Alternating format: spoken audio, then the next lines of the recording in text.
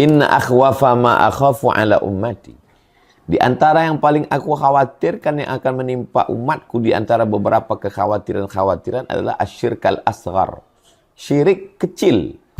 Lalu sahabat bertanya, "Wa masyirkul asghar ya Rasulullah?" Apakah syirik kecil itu? Kata Nabi, ar-riya.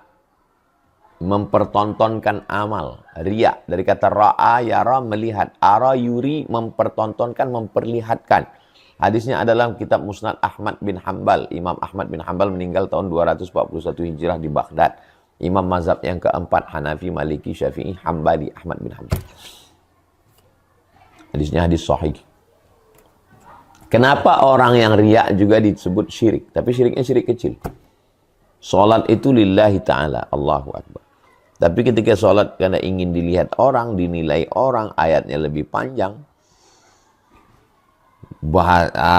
difasihkan ketika didengar orang, maka sesungguhnya saat itu kita sedang memposisikan orang itu sebagai Tuhan kecil. Karena layaknya semua amal ini hanya kepada Allah. Apa rusaknya orang yang syirik ini? Kalau dia beramal karena Allah, dia tidak akan merusak standar operasional kerja. Dia tidak akan merusak ISO, standar internasional. Dia tidak akan merusak tatanan lingkungan masyarakat suami istri. Kalau suami bertauhid, ada nggak ada CCTV, ada nggak ada KPK, BPK, Inspektorat Jenderal, Polisi, Kejaksaan, dia nggak peduli. Yang penting saya takut karena Allah. Makanya kita selalu mengamalkan habis subuh baca ayat kursi, dibaca sampai zuhur, dari zuhur dibaca sampai asar, dari asar dibaca sampai maghrib, habis maghrib dibaca dipelihara sampai isya, dibaca isya, sebelum tidur malam dijaga dipelihara sampai subuh. Kenapa? Karena ayat kursi itu isinya adalah tauhid. Siapa Tuhan kita? Allah. Adakah Tuhan selain dia? La ilaha illa huwa.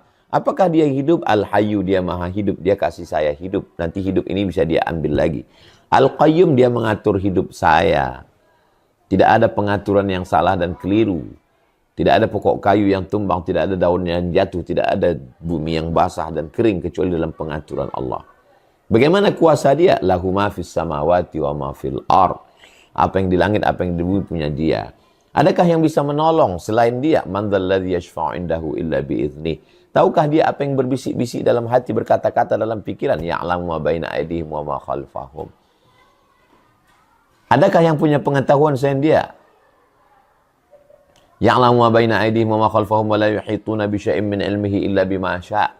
Apakah dia berkuasa atas hidup saya? Wasi'a kursiyyuhus samawati wal ard. Sulitkah dia membagi makan ikan yang berada di dalam palung, dalam alam gelapnya lautan? Sulitkah bagi dia memberi makan cacing yang ada dalam pokok kayu, ulat-ulat, anai-anai? Sulitkah bagi dia memberi makan serangga yang ada dalam tanah? Wala ya'uduhu hifzuhuma. Tidak ada yang sulit bagi Allah untuk menjaga alam, langit dan bumi. Wa huwal aliyyul azim. Maha tinggi kuasanya, maha besar kuasanya. Allah Subhanahu wa taala. Adapun fisiknya, zatnya, tafakkaru fi khalqillah. Pikirkanlah makhluk ciptaan Allah. La tatafakkaru fi dzatillah. Jangan kamu pikirkan zat.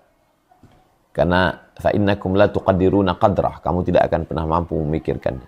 Kita hanya disuruh memikirkan inna fi khalqis samawati, penciptaan langit, wal ardi, penciptaan bumi, wa ikhtilafil laili wan nahar, penciptaan langit siang dan malam silih berganti, la ayatin.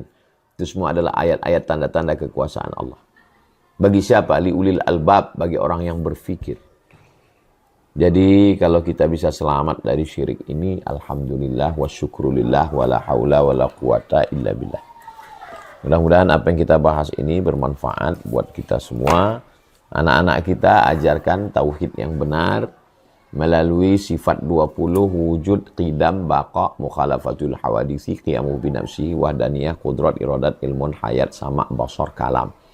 Sifat 20 bukan batasan, tapi itu adalah yang disusun oleh ulama dalam akidah Asy'ari, ahli sunnah wal jamaah untuk memudahkan kita Karena kalau kita langsung ke Quran, ke hadis, siapa yang paham, siapa yang hafal, maka dari Quran dan hadis ini disusun secara sistematis, belajar lagi akidah. Referensi yang simpel sederhana adalah Sifat 50 yang ditulis oleh Kiai Haji Idrus Romli, berbahasa Indonesia, mudah dipahami. Untuk masalah jangan sampai ke syirik ini. Sifat, tulis aja di Google tuh, Sifat 50 Kiai Haji Idrus Ramli. Ini dia bukunya. Aqidah Ahlussunnah Jamaah, penjelasan Sifat 50. Tolong sud. Penjelasan Aqidah 50. Cari di internet. Ya, Aqidah Ahlussunnah wal Jamaah, penjelasan Sifat 50 Kiai Haji Idrus Ramli. Kenapa buku ini yang saya pilihkan? Karena simple, berbahasa Indonesia, mudah difahami.